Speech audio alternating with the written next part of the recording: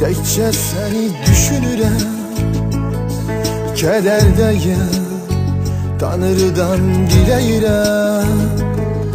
Qərarlıyam, yurduma dönəcəyəm, canımı da sənə qurban verəcəyəm. Halıma bir yanam, sən oldun, sən anam, isti nəfəsini kimseden alamadım. Yuxusuz kalıp lay lay diyen sen oldun, sen anam. O nəğməni kimseden duyamadım. Artıq dönürəm, yoldayam, mən şirin yuxulardayam. Şirin lay lay sesini həzin həzin duyuram. Artıq dönürəm, yoldayam, mən şirin yuxulardayam.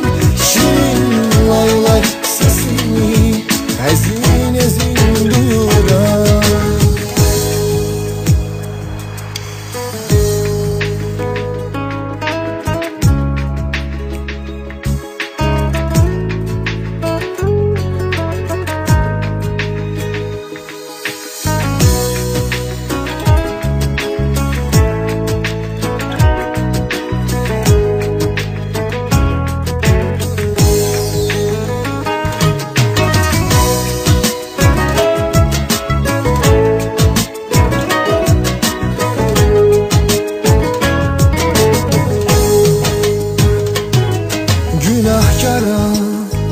Karşında bilirim, ama bil ki seni çok sevirəm.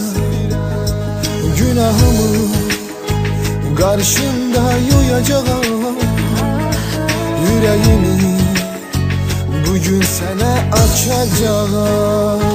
Halıma bir yanam, sen oldun, sen anam, isti nefesini kimseden alamadım. Yuxusuz kalıp lay lay diyen sen oldun, sen anam. O nəğməni kimseden duyamadım. Artıq dönürəm, yoldayam, mən şirin yuxulardayam.